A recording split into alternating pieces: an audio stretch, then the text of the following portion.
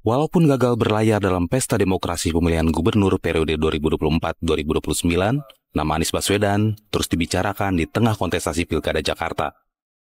Sebagai Gubernur Jakarta periode 2017-2022 dan mantan Capres 2024 yang meraup 41,07% atau 2,6 juta suara warga Jakarta. Hal ini tidak bisa dianggap sepele. Pendukung Anies yang disebut anak abah seolah diperebutkan paslon gubernur dan wakil gubernur DKI Jakarta. Anies menghimbau para pendukung setianya untuk membaca visi misi dari ketiga paslon Cagup-Cawagup Jakarta. Tampak ada penolakan anak abah untuk mengalihkan suara kepada paslon yang ada. Dengan begitu, muncul kesakitan luar biasa yang dirasakan anak-anak abah saat Anies tidak bisa berkontestasi di Pilkada Jakarta. Abah dalam makna sosiologis adalah sesuatu yang tidak tergantikan. Untuk diketahui, Undang-Undang Pilkada kembali digugat di Mahkamah Konstitusi pada Kamis 5 September lalu. Para pemohon menjelaskan bahwa uji materi ini dilakukan sebagai bentuk protes terhadap kandidat Pilkada serentak 2024 yang dipilih partai politik. Para pemohon meminta Mahkamah Konstitusi untuk mengatur kota kosong dalam Pilkada di seluruh daerah di Indonesia agar bisa menjadi opsi. Bismillahirrahmanirrahim. Assalamualaikum warahmatullahi wabarakatuh.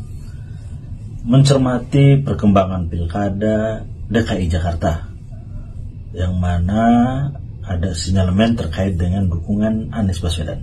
Nah, untuk itu kami ingin menyampaikan yang pertama bahwa memilih kepala daerah adalah hak setiap warga negara, hak setiap orang, hak setiap lembaga maupun organisasi kemasyarakatan.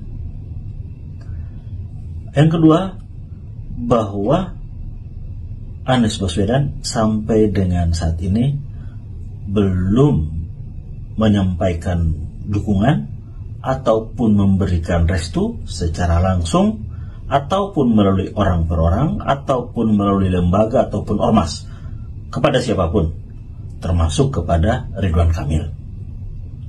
Dan yang ketiga adalah bahwa Anies Baswedan akan menyampaikan sikapnya, akan menyatakan sikap terkait dengan pilkada. Tentunya masih ada waktu, tidak terburu-buru, dan Anies lah yang nantinya akan menetapkan kapan waktunya untuk menyampaikan sikap tersebut. Terima kasih. Assalamualaikum warahmatullahi wabarakatuh. Suaranya sampai di capture oleh berbagai lembaga survei kemana basis pemilih Anies akan berlabuh.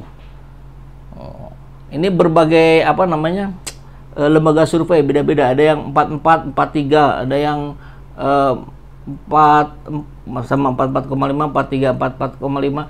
Nah, sehingga apa yang terjadi? Ya main klaim, anak abah ke kami, pemilih Anies ke kami. Direbutin, bukan hanya di Jakarta, di Jawa Barat dan provinsi besar lainnya juga terjadi hal yang sama.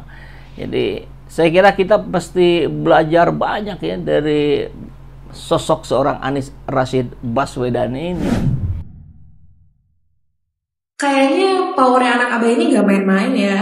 Cagup-Cawagup Pilkada DKI Jakarta Pramono Rano lagi rame diomongin karena kampanyenya yang terkesan maksa dapat suara anak abah alias pendukungnya Anies Baswedan. Bahkan di acara deklarasi dukungannya digelar pada Sabtu 21 September kemarin, banyak yang katanya relawan abah datang buat mendukung paslon tersebut. Paslon Pramono Rano ini emang ngebet banget ya dapat suara anak abah.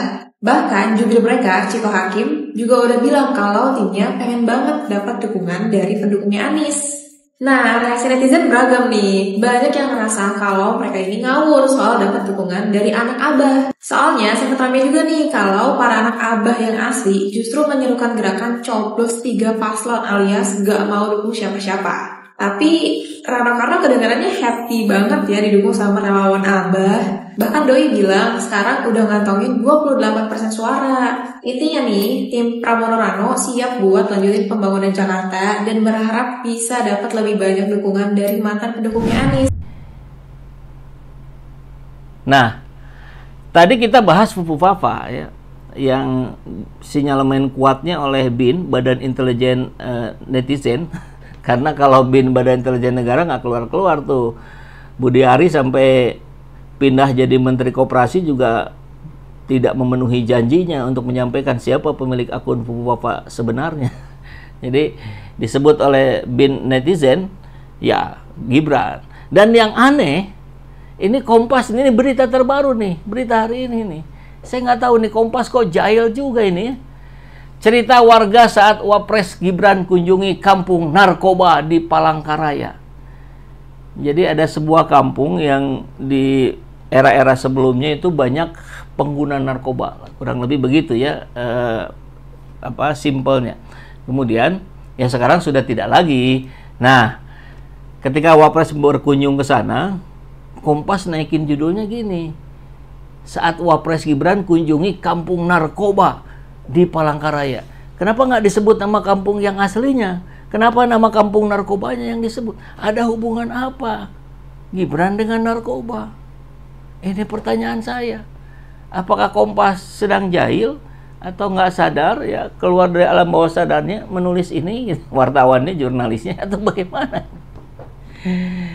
Kalau ada yang punya komentar, silakan sampaikan di kolom komentar, sahabat SJT ya. Umi doakan dari jauh. Oh, terima kasih ya. Sepertinya pemilu 2029 sudah mulai dari sekarang.